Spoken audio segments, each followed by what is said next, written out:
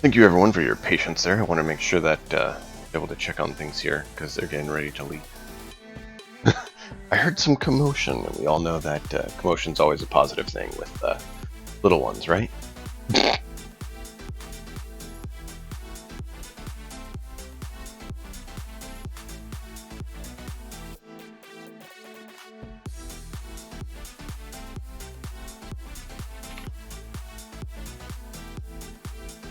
So, took about an hour for tabletop simulator stuff.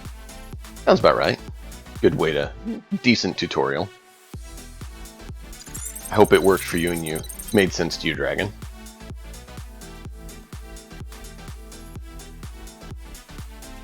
Alright. Are you ready, Mr. Dragon?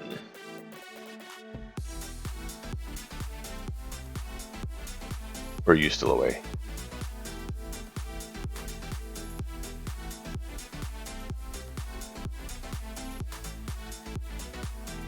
Alright, looks like he's still away for a moment. Give him a chance to get back.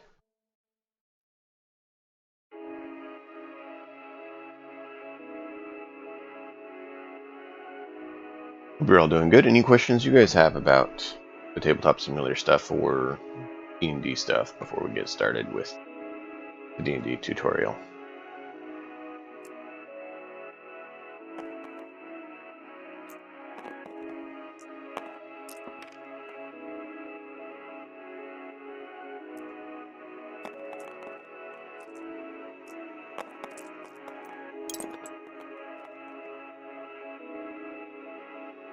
I appreciate you all hanging out.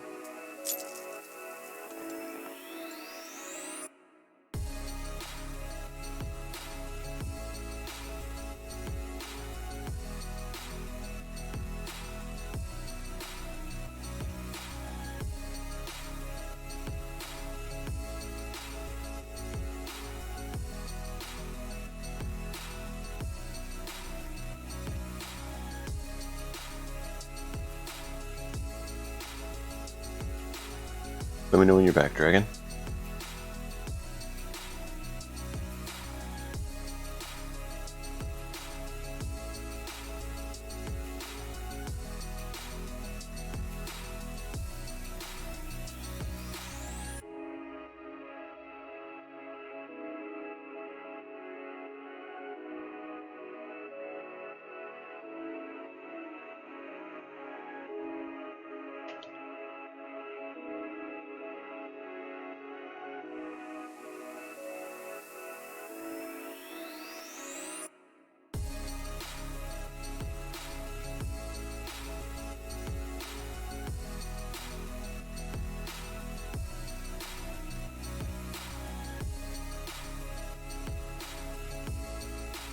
As soon as Dragon's back, I'll start it up. I don't want him to miss, you know, the basics that are good to know. You can get stuff set up, though. Just had an at 6, 4. You have a 10. There's a 10. A 12. Let's grab one of those. Dice. 12. Nice thing is, tabletop shows it.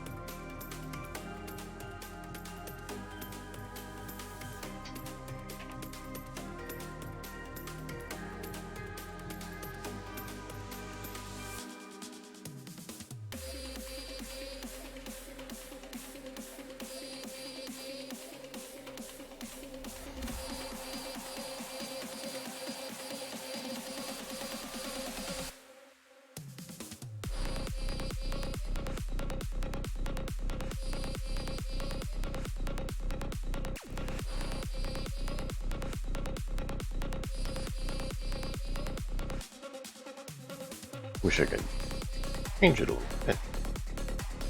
Can I just change you?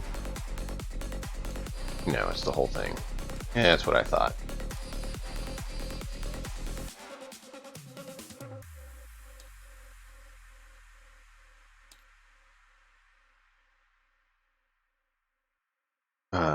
Well, we'll give an example.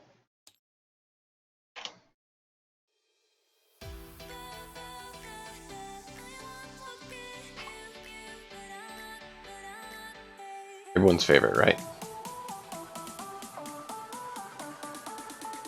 Alright. Any other things we need to do? I think that's good for there.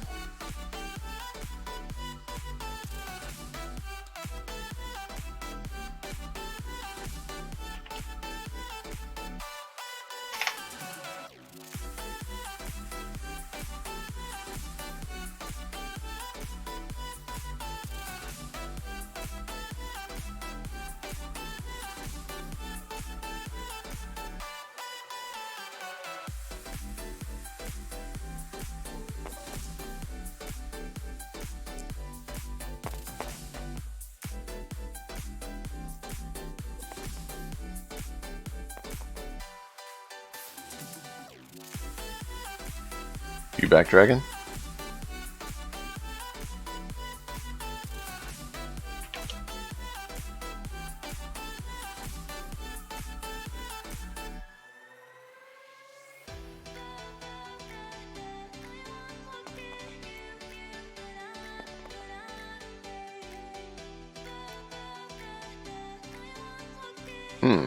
So let me rotate it for some reason. Nope. Okay. I don't know. You back yet, Dragon? Thought I saw your hand move, so I thought you were back.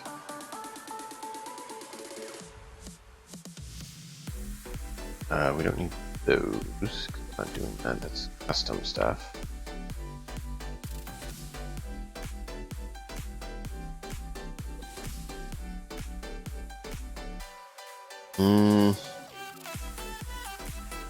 It doesn't really matter which one we do.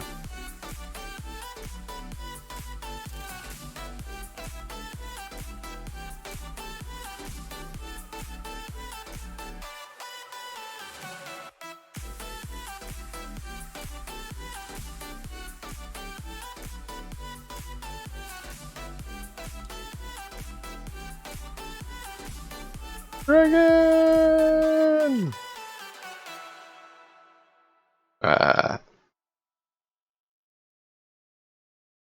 Hope you're all having a great day. I think we're just about set up here for the basics anyways.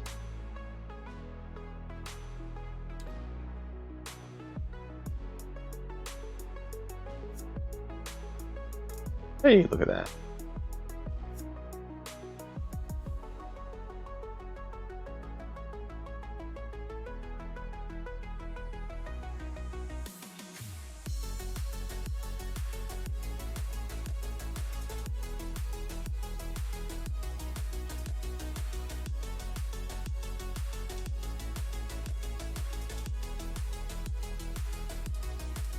We have you back yet, Dragon?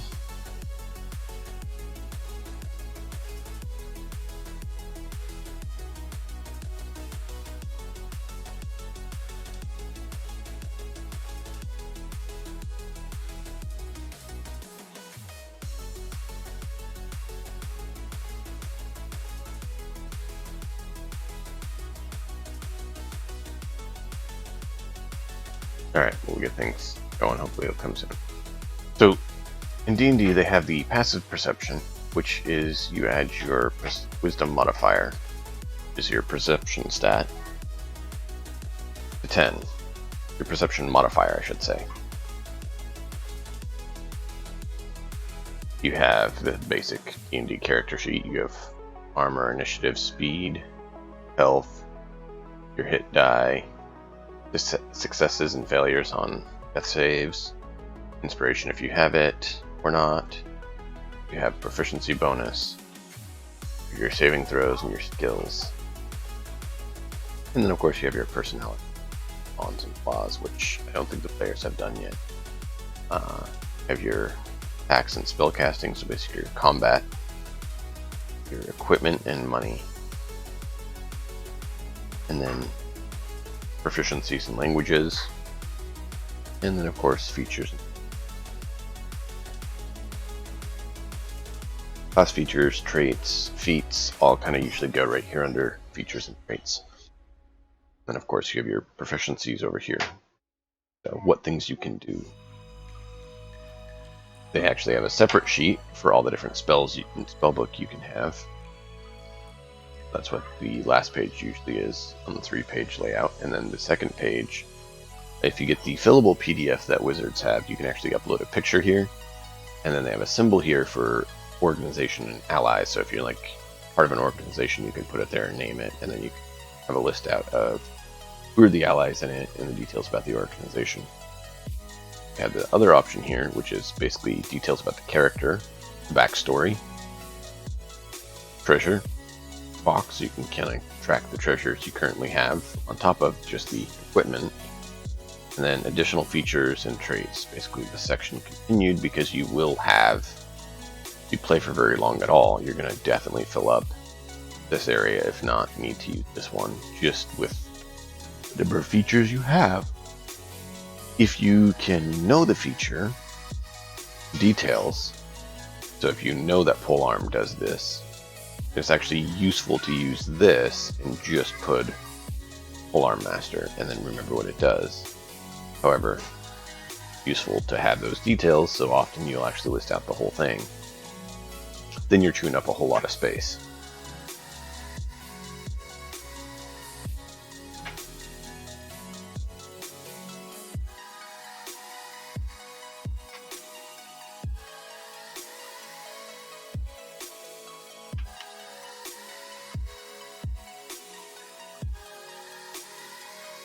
So, yeah, useful. Of course, you know, hard to see character name versus character name, such and such, from there. And if any of you viewers have any questions about this stuff, whether it's tabletop things or D&D things, feel free to ask. We'll do our best to answer them. And like I said, mainly just a little tutorial to help people have a starting point on how things work and what things are what. So, something that people who don't know Polyhedral Dice is E4 stands for a 4-sided dice. So, 20 is a 20-sided dice. 12 is a 12-sided dice. Standard die that most people know about is the D6, a nice box-shaped one that most game sets use. For any sort of RPG or tabletop game like this, there tends to be 3 ways of doing things. The D20 system, the D100 system, or a pool of D6s. Those are kind of the 3 kind of standard ways of doing it. I have seen a few more recently that have been D10, and that would be the other option. So D10, D20, D100, D pool. Yeah, those are kind of the basics there. The other thing is, do you roll at or above stat, or do you roll low? So basically, high or low on the die matters for how good something is.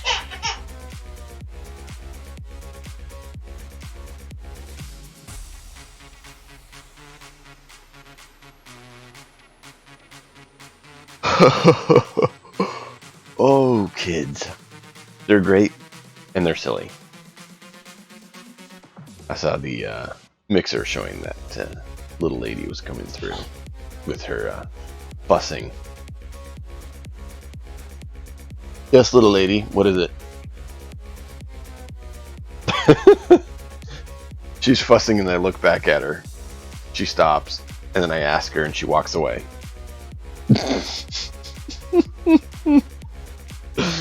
Oh man, kids. Oh. Alright. So creating character there's a few different ways that are usually done: standard array, point by, or roll, or stats. I have my own method that I use. Whoever the DM will have their own. Standard 5e presents all three options. And then they have steps in the PHP on how to do that. How to create your character. So, you have race, class, your ability scores. In 5e, actually, feats are optional rule. Just like flanking is actually an optional rule in 5e. So that's a big change over some previous editions. We did Mecha Hack Thursday, and that was actually you roll under your ability score. In D&D, it's different. You want to roll higher, and they have it where your ability score gives you a modifier based on a value of 10 being 0. Every 2 points in either direction, adjust the modifier by 1. Under being negative, above being positive. Given that you want higher rolls, you want higher modifier, better. The ability scores are there. There's 6. There's a few optional ones that you can do. They have like sanity. They have honor. Depending on the system you're using, may or may not add additional attributes.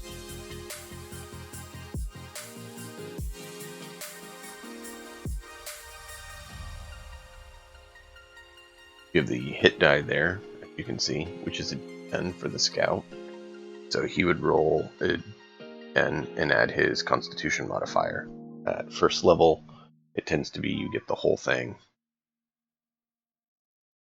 DMs will sometimes say do max or min half, depending on who your DM is. They have different rules.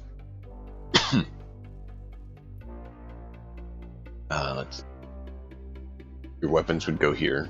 Different weapons you're using. You can also do cantrips here by spellcasting. And then there's usually this box here. You can add additional ones if you have, or details about it. Armor class, right there. In D&D 5e, it's a base 10 plus dex modifier. And then your armor will give you a modifier on top of that. Or it'll be an increased base value plus dex. The amount of dex modifier can be used is varied based on the armor. So plate mail, you have dex modifier of 0 that can be added. If you're rolling full plate mail, you don't get your dex bonus to armor, but you have an armor class base of 18. So that would mean you need a plus 8 on your dex, which by default D&D max ability score is 20, which would be a plus 5, so there's no way to get that. However, there are armors that can give you, 12 or 14 with a dex mod. So it is possible to get equal to plate mail without plate mail. It's just more tricky.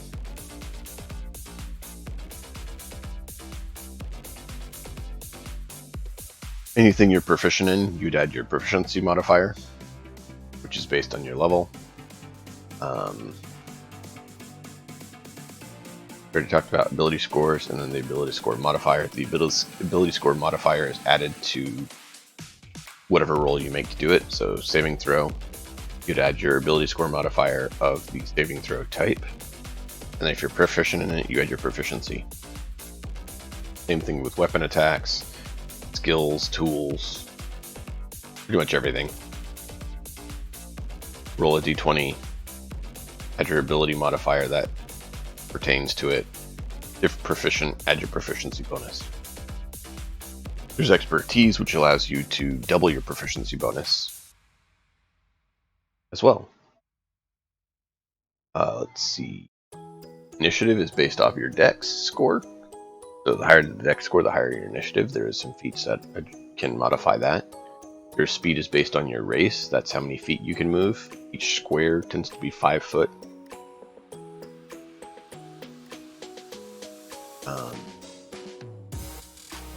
Not sure what happened to Dragon.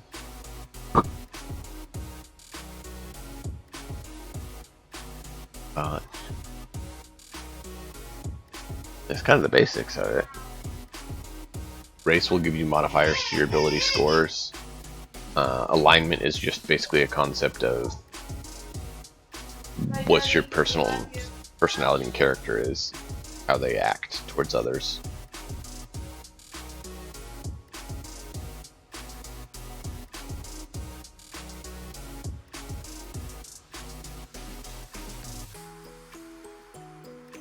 Alright, they just headed out. I was saying bye to them. Let's see.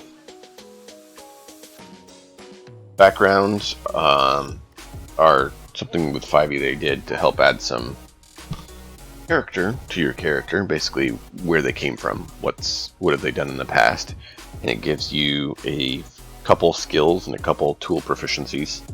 Typically, sometimes they're game or language proficiency.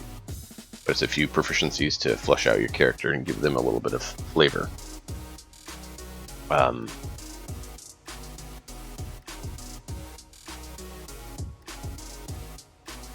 Classes have their own details about what they give, and that's where you get additional skill proficiencies as well as saving throws. And of course your features.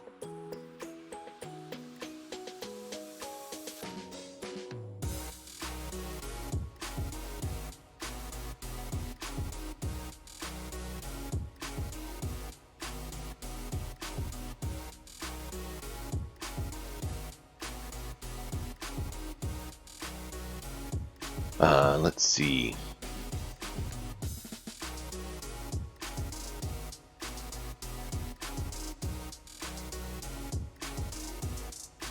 Covers kind of the basics of it. Do you guys have any questions?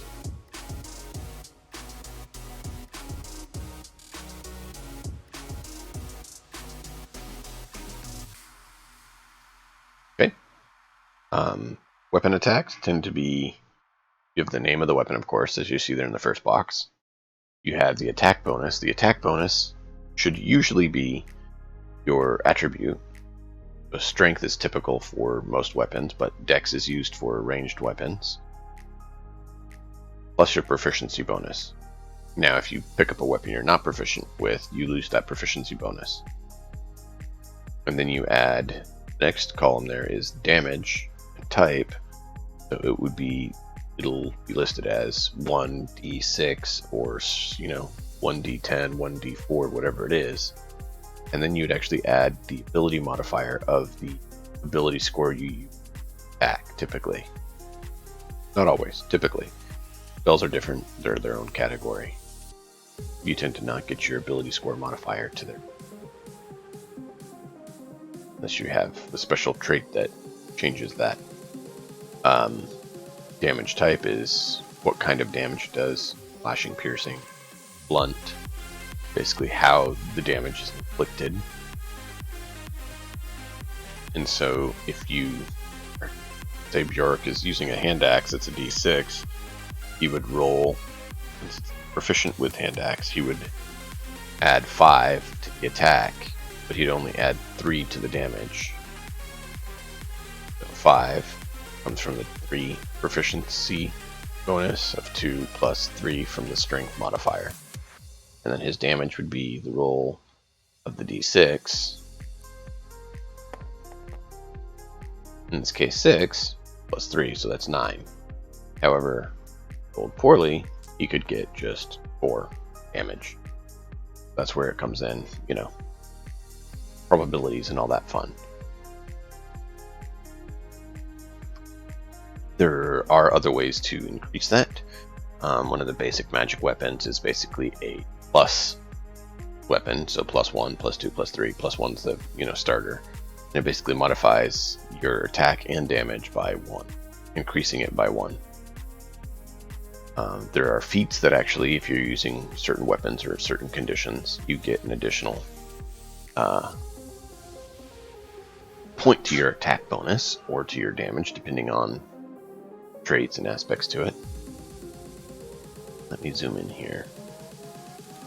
I was hoping it would. Let's quickly zoom in there, see if you can read it a little better. No, of course not. But we can do this. We have the power. I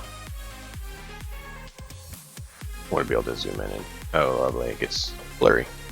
So Yorick here took Amateur Craftsman because we used a alternate race system. And then Sprinter, Climber, Athletic, Swimmer.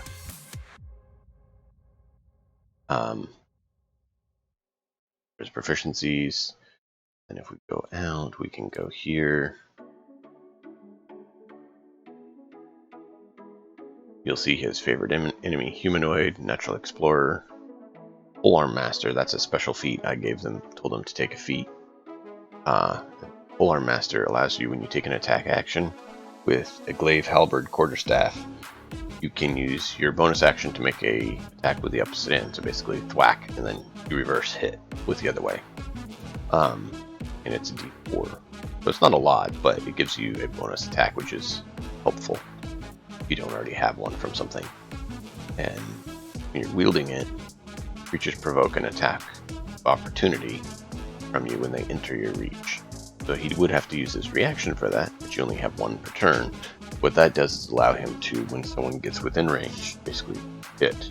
Kind of like you'd have pikes line up for a charge, and when the cavalry gets within range, they do their attack of opportunity, thereby potentially breaking the charge, which is the whole point of, readying for that. If we go with Viking and Texas character, Jotnar and Mute, they have Hellhanded. Hellhanded? No. Fellhanded. Fellhanded. Which gives them a boost to their attack roll by 1 when they're using certain blunt or axe weapons, which are typically slashing. And that's useful for them, since that's what they're using. And I do not remember what Hraf did for his bonus feat.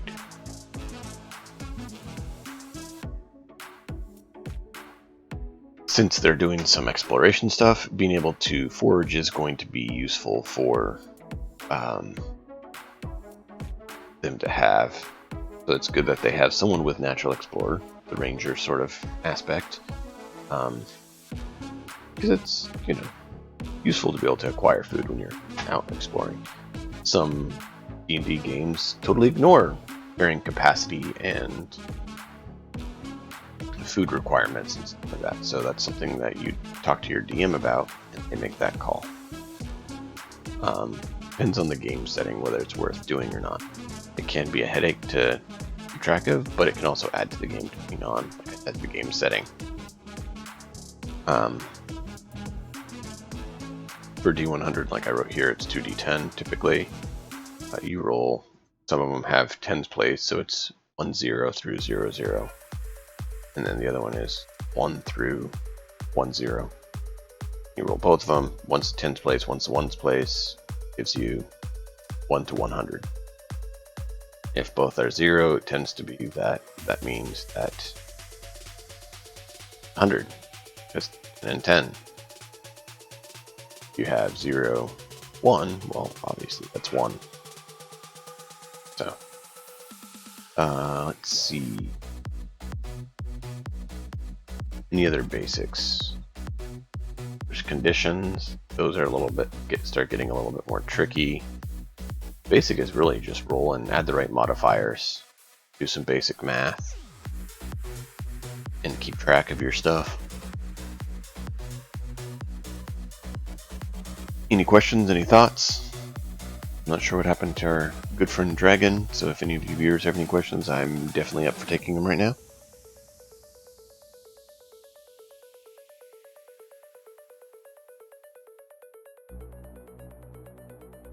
We're just kind of learning how the character sheet works, how you roll, kind of some of the basic rules.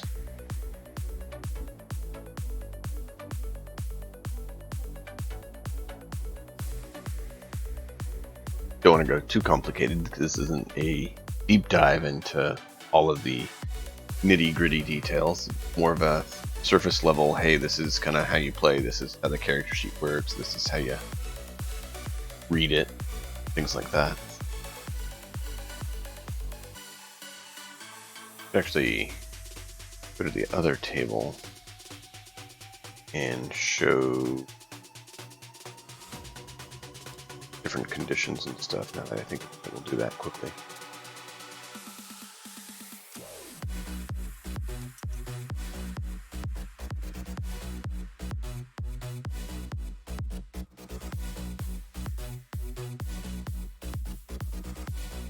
Initiative is the order of combat, who goes first, who goes second, who goes third, who goes last, etc. There are different conditions that you can succumb to. Can be... Ooh. Okay, so it's not really doing it, but that works. This is a kind of a game screen where they have some basic rules for it. Experience points are gained and let you level up. Depending on your level, depends on your advancement. Thereby, your bonus is based on your level as well. We have 0 experience typically for level 1. And it goes all the way up to 35,000. 355,000 experience for level 20. Yeah. Once they get 300 experience, they go to level 2, which in the Viking game is going to actually be currency. Their money determines their level, their wealth. That way it's not, you know, actually killing things that matters. It's acquiring wealth and honor. It's still working on the honor system. But, wisdom is your perception. Charisma is your force of personality. Intelligence is your deduction, your reason. Constitution is your physical health. Dexterity is your ability to how agile you are, how steady your hand is. Strength is, of course, your brute strength. How much muscle you have. We already talked about passive perception.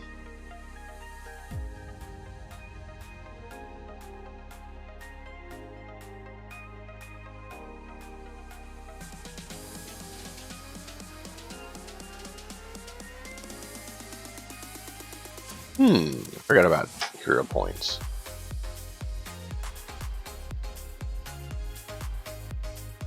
Maybe we would do that. They're an optional rule, just to be clear. Hero points are optional rule. I know you see it there. It's optional. Magic attack bonus is very much like standard attack, but instead of using your strength or dex, you use your int, wisdom, or charisma based on what your ability for your class is.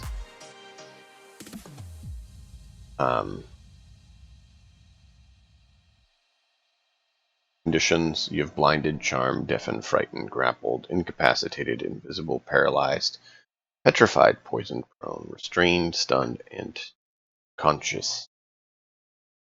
So, blind means you can't see, you automatically fail ability checks that require sight. Attacks versus creature has advantage, creature's attacks have disadvantage.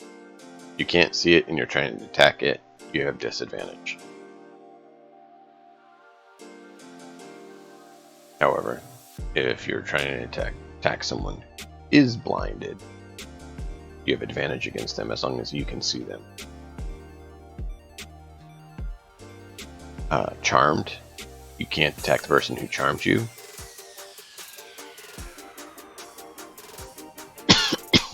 Sorry, I thought I hit mute. I don't know what's going on today. Weather's been acting old. Charmer has advantage on checks to interact with you socially if you're charmed. So that's a good. Charm is a very good social one, but it also works well in combat because they don't attack you. Deafened, can't hear. It's kind of like blinded, but you can't hear anything. obviously frightened. Creature has disadvantage on all ability checks and attack rolls while the source of its fear is within line of sight. So if you are frightened by a dragon, which is often the case, or an undead, then you actually have disadvantage on everything while you can see it. And you can't willingly move closer to it. Yeah. Great. Grappled, your speed becomes 0, and you can't benefit from speed bonus. Well, I mean, if you're speed 0, I don't know why you benefit from speed bonus, because I have 0. But I guess they're saying if it's a speed +5 is okay. Well, I think speed becomes 0 kind of states that, but I appreciate that they're clear. Condition ends if grappler is incapacitated, which makes sense because they can't hold you if they're unconscious. Condition also ends if the grappled creature reaches the grappler or grapple effect. So if someone knocks you out of the aspect, you can do that. You can also attempt to break free as an action. Incapacitated. An incapacitated creature can't take actions or reactions. You are down. You are out. Invisible.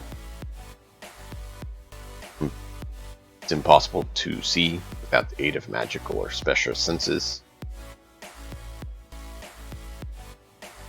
You can attempt to locate the creature's position by noise or tracks if it leaves it. Attacks versus creature has disadvantage, and their attacks have advantage. So if you are able to get invisibility, works great for rogues who get sneak attack when they have advantage. Paralyze, of course, creatures incapacitated, so thereby you add incapacitated to it. We already talked about what an incapacitated is, and it can't move or speak. Incapacitated means you potentially speak or move,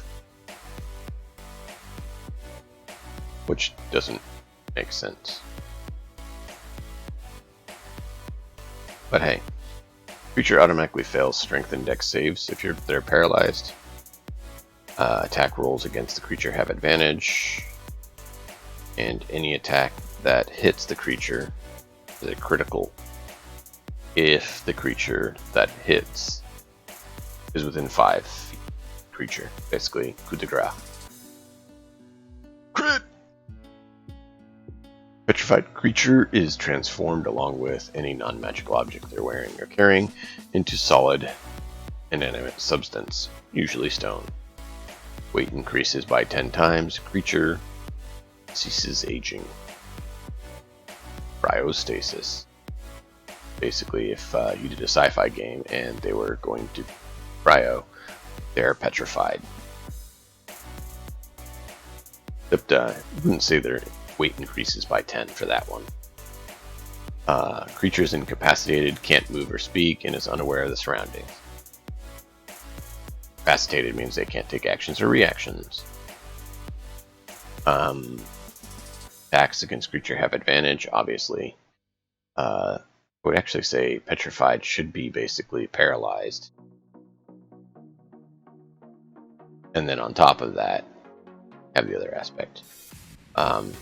Basically, all the same thing there. And then they have resistance to all damage, and creature is immune to poison disease.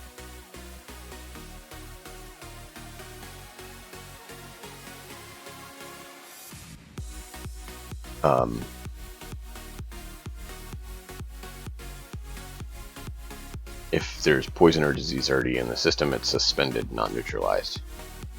So if you petrify someone who's already sick while they're still sick,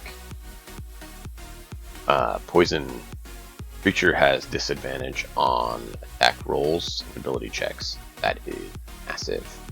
So if you're fighting poison creatures, getting poisoned can really mess up your day. Prone creatures are those who are down on their bellies, sort of thing, knocked on their butt. Your movement is crawling unless they stand up. stand up takes half your movement. Creature has disadvantage on attacks, because of course when you're on your stomach doing army crawl, you can't exactly, swing in quite very well. I guess if it was a rifle, there'd be an exception there probably. Attack versus creature have advantage if the attacker within 5 feet, which means if you're right next to him, of course you can stab him if you're there on it. If they're outside of that, has disadvantage, though against ranged attacks, popping on your belly means you can't get hit as easily. Restrained, creature's speed becomes 0 and can benefit from speed bonus, same as grappled. Attacks versus creature have advantage, and the creature attacks have disadvantage. So restrained is a step above grappled in a lot of ways. And then creature has disadvantage on dex saves because they're being held. Stunned creature is incapacitated, can't move and can't speak, or can't move and can only speak falteringly. Apparently, I'm maybe stunned. I'm not moving well, and I'm not, speaking well, I guess. Ha ha ha! Creature automatically fails strength and dex saves, which is pretty big, stunning them, because then if you use a save against that, yeah, they fail. Attack rolls against creature have advantage, which is also awesome if you're trying to take someone out. Not so awesome if you're being taken out.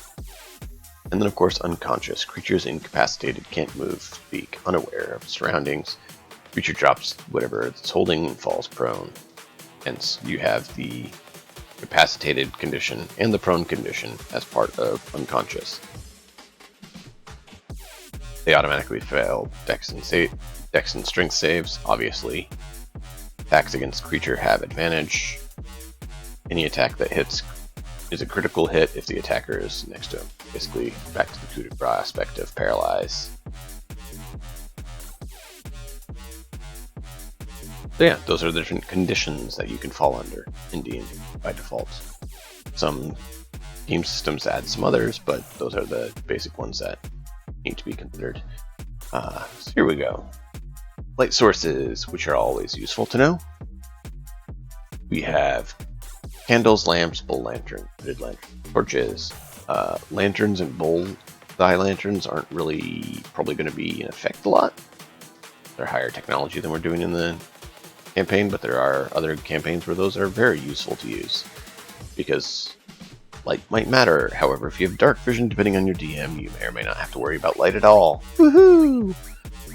Magic aspects, you have continual flame, dancing lights, fairy fire, flame blade, flaming sphere, holy aura, light, moonbeam, prismatic wall, and wall of fire that all give light.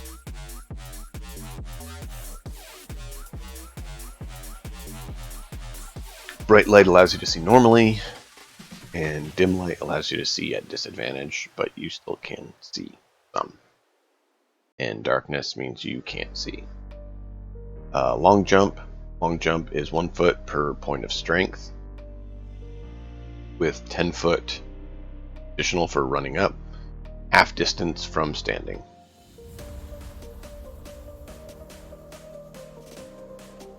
High jump is 3 plus strength modifier in feet with 10 foot run up, half the distance from standing. So if you run 10 feet and then jump, you get your full strength in feet. If you just jump, half that. And of course, strength mod is for high jump.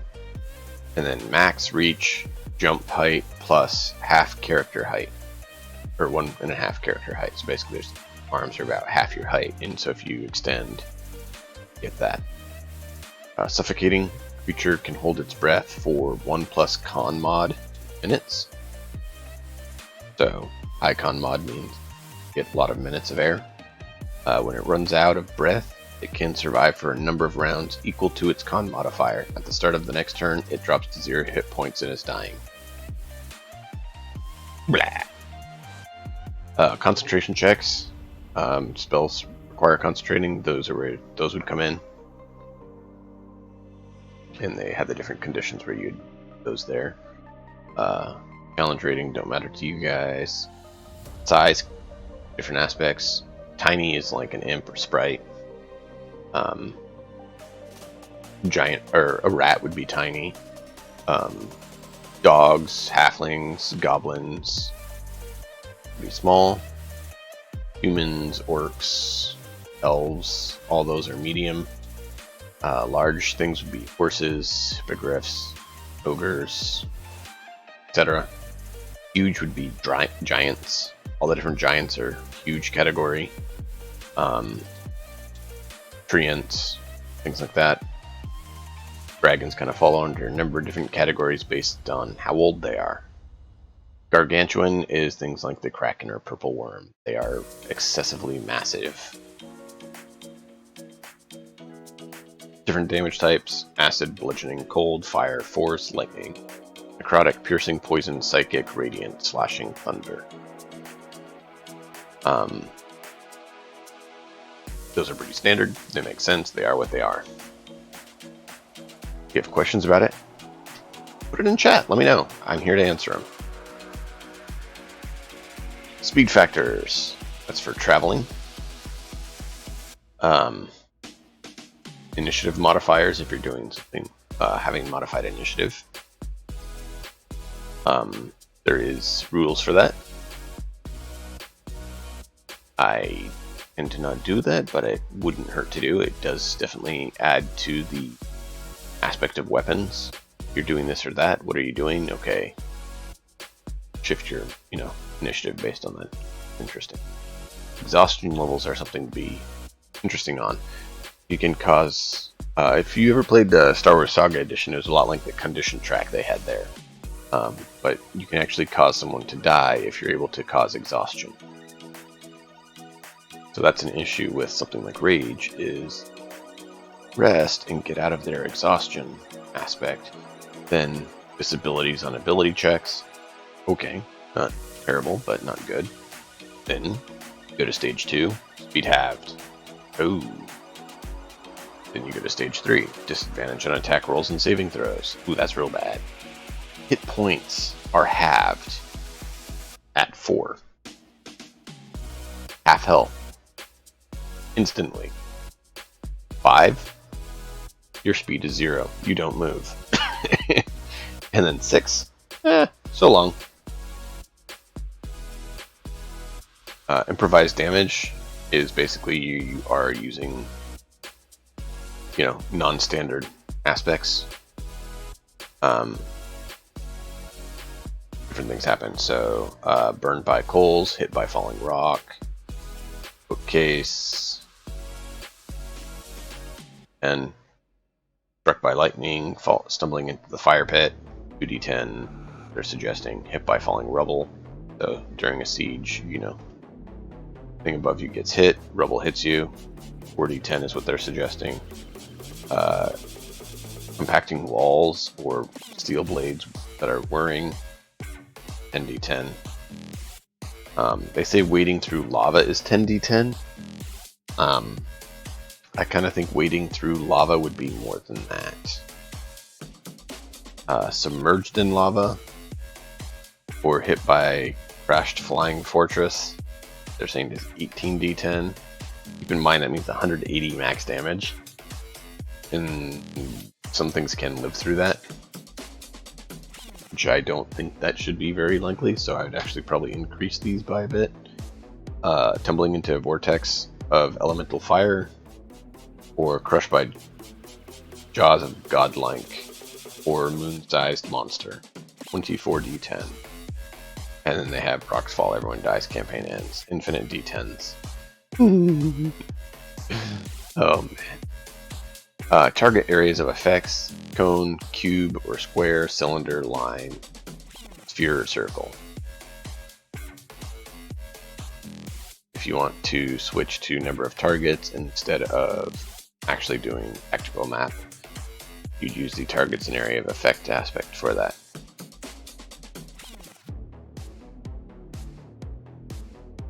So, yeah, that's useful. Let's see. Objects and hit points. Bottle tends to have about 2d4, and they say their resilience is 2d4, which means you have to do that above that in damage, or you can actually inflict damage, basically kind of a DR. Different armor classes for different substances. Cloth and rope, you just needed 11 to hit. So, what's funny is that means you could not inflict damage on them. Water and food needs. Water is 2 times required in hot conditions, which is accurate. You have 1 pounds of food and gallons of water per day. 1 for medium creature. I think it's kind of odd that there's only a pound of food required and a gallon of water, but better than some ratings I've seen. And of course, it goes up by 4 for a large creature, 16 for a huge creature, 64 for a gargantuan creature. So, DC for forging, abundant, limited, very little. Makes sense. How much you can get. Mob attacks, if you're actually having swarms or mobs, or modifiers there. Doesn't matter for players. The travel pace does matter for players. Depending on your aspect, or your means of travel, you may only be able to, travel for a few hours a day, and so that's where having the different means of travel can come in handy. Tracking random weather stuff, they're all there. Lingering injuries is not always used. I think kind of makes sense in some cases, but that's alright.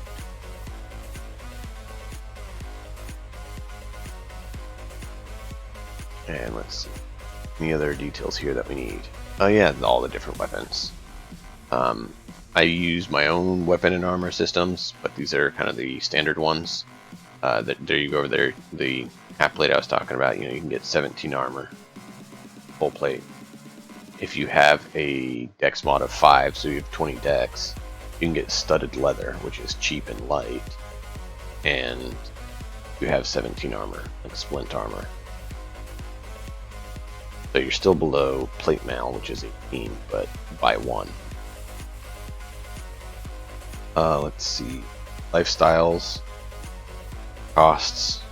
You have container capacities. They're good to know. Donning and doffing armor. You sleep in medium or heavy armor. You get, I think it's a con save. It's a con check. Can't remember. Where you do not get your rest, which means you then become fatigued. Exhaustion. So you go up 1 point on the exhaustion track, which, as we talked about, the exhaustion track is not friendly. Where was that?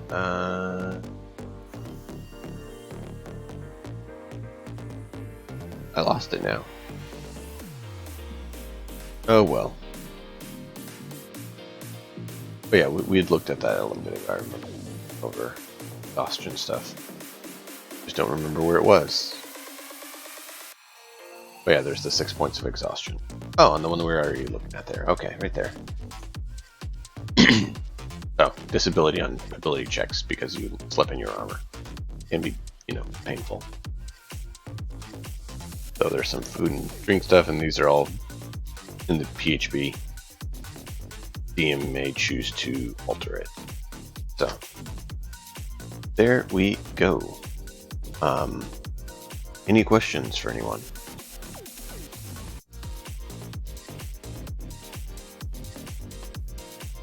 Dragon, have you made it back yet, or something happened? I take it.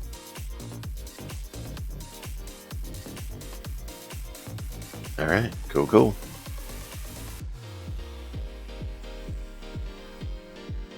So, any questions from any of the viewers?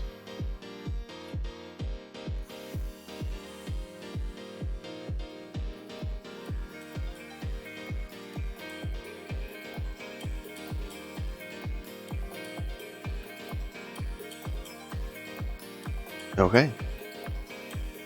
Well, I appreciate you all hanging out. I hope that tutorial was helpful for those who have not played. If there's any questions about Tabletop Simulator or D&D, let me know. I do not mind. And, oh yeah, I forgot. We should probably show you guys this. The level up aspect. You get to roll your hit die, add your con mod, like we talked about. Get your different aspects from your class. You increase the number of hit die you have on your sheet. Because each level you have one hit die. Hence, special cases from Player's Handbook. I'll give you some details. Man, text takes tough feat. That's going to be crazy. Increased proficiency bonuses. Level 5, 9, 13, and 17. The proficiency bonus increases. That's good to know. Has helped.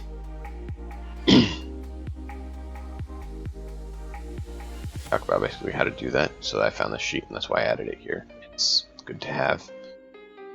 Ability score improvements. Ability score improvements or a feat if DM is allowing the optional feature for feats. Happen at level 4, 8, 12, 16, and 19. Fighters also get it at 6 and 14, and rogues get it at 10. So rogues and fighters get additional. That is their class feature. And then they have a nice little sheet there so you can see the ability score modifiers.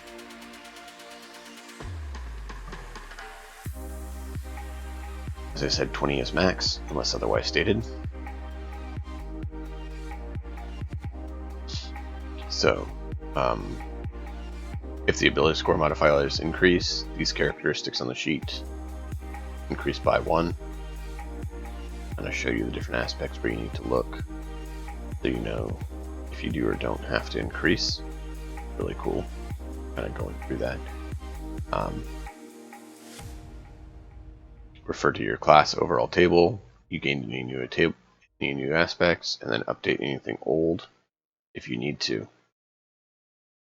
Check here for Yoknar. It would be rage die. Did it damage? Did it increase or not? Do you get more rage uses or not? Stuff like that. So it's important to check that at level up.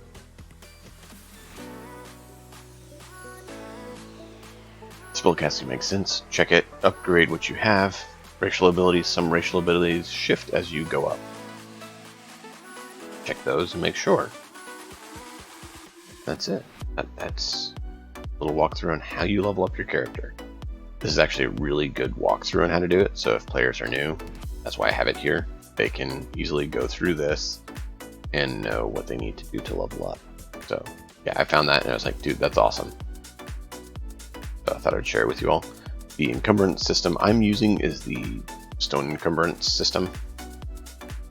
It makes it where evaluating how much people are carrying is easier, but still keeps in the reality of stuff weighs.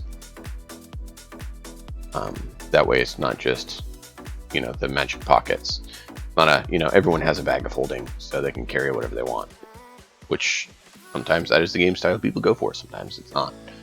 So instead of using the standard where they have to, calculate every single pound, I find this one to be a way to make it simple enough to calculate, but enough where you can still have, weight matter. And it's more realistic to medieval style weight. Now, if you're doing a sci-fi game, having pounds or kilograms be measured and keeping track of that, that's totally different. That makes sense. But if you're doing a medieval style game, I like this one because it's easier to calculate, but it also keeps that feel of that era of how things were actually measured. So one of the fun things is Jotnar has a 1.5 times strength score instead of strength score for his. Or no, it's half strength, or what was it? Let me see. Yeah, half your strength score in stone, you're encumbered. Heavily encumbered is equal to your strength score. So he can actually carry 1.5 times his strength score before he's encumbered. And he's heavily encumbered when he's carrying 2 times his strength score. So that is where Jotnar comes in handy. His food consumption, as we saw, is a problem though. You gotta feed him a lot. He eats for 4. I'm using Jotnar as an example from our campaign, just to have something to go on, and it's definitely worth noting. Size matters. There's bonuses to size, and there is drawbacks to size. Being smaller means you do less. Being larger means you more for both costs and benefits. I like details they have here about how to use different things that may come up. Very helpful. So pocket or medium item is what Mage Hand uses. So instead of pounds, that's what you'd use. And that's a little bit more believable and controllable and evaluate the thing a little better. So instead of Mage Hand being, an item of X weight, it's kind of hard to tell sometimes. Well, in this, it is pocket or medium item. And so pocket item is item that fits into a pocket, hangs lightly from a backpack or your belt, and can easily be held in one hand. 20 pocket items count as 1 stone. So, potions, thieves' tools, stuff like that are all pocket items.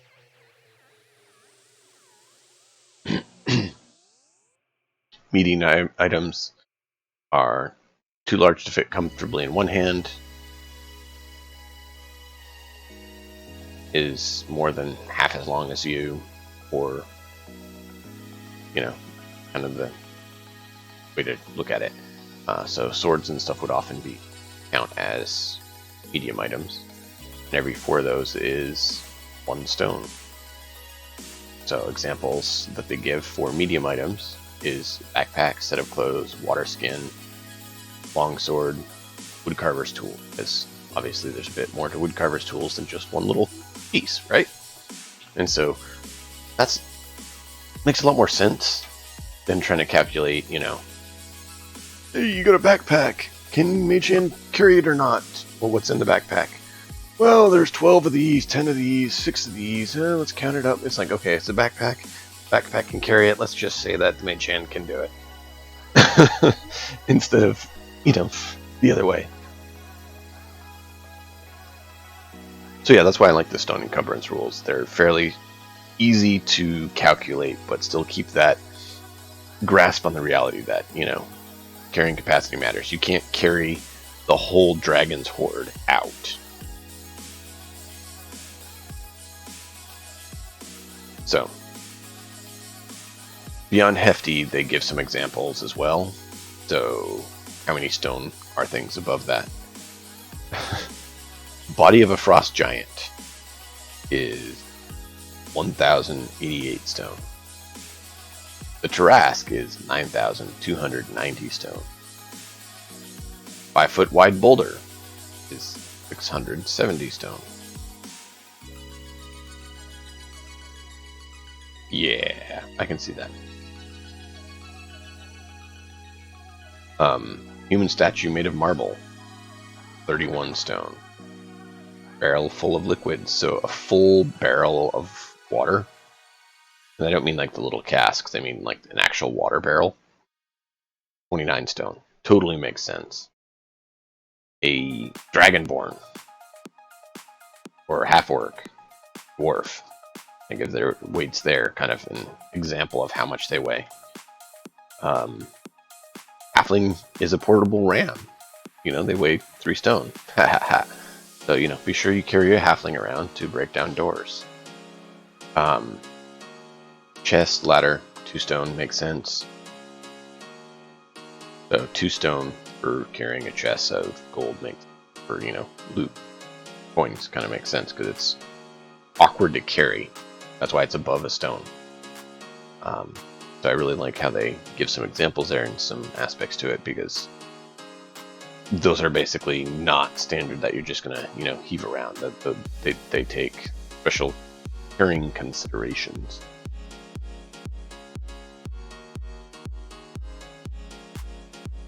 So hefty size items fit bulkily under one arm. So heavy metal parts or weapons like considerably larger than the person count as hefty. Hefty items are a full stone. So 2-person tent is a full stone. That makes total sense. 10 feet of chain. You're not just going to whip that around easily. That's a full stone. Climber's kit. You have the pittons, the rope, and everything. That's not just easily handled around. It's a full stone. So I like that. They have the aspects like that, because you can easily evaluate how much. And what that means is you can calculate it quicker. You can know how close to encumbered you are. So you have, let's see. A lot of our people have like 16 strength, so half of them have 16 strength. So 16 strength, half of that is 8, which means you can carry 8 stone before you're encumbered, and you start slowing down. That means technically they could carry 7 pikes. A little bit crazy in some ways, but it's a lot easier to evaluate. Count. So, and that does mean they're not carrying any armor or other weapons and stuff, but I like how smooth and simple of calculations you can do, and how you can get that weight used in the game and make it matter without taking, like I said, every pound evaluation. Each coin weighs 1 ounce. How many coins do we have? That's that many ounces, and now that means we have that many pounds, and yeah, I can see that wasting too much time. So I found this as a happy medium way to kind of do that, if anyone's interested. There it is. It's on GM Binder. It's an awesome system for keeping weight mattering and not making it be too painful.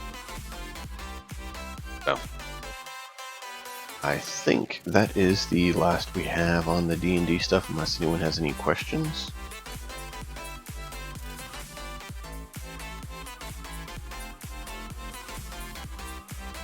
Okay.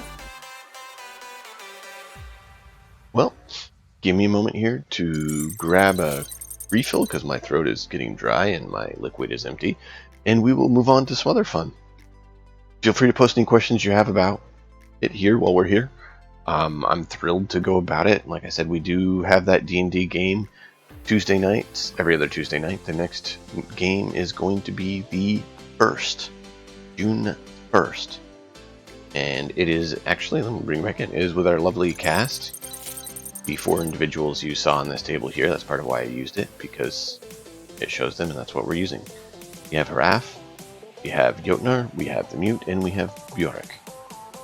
The lovely co-streamers there are wonderful people, and it's a blast hanging out with them. So if you are interested in seeing that game, you can check the VODs, or you can join back in the first when we play. It's a custom world, and it's a blast. I really enjoy it. In tight, we'll be live here in just a moment again. I need to, like I said, get a drink refill, and we'll press on with some other fun.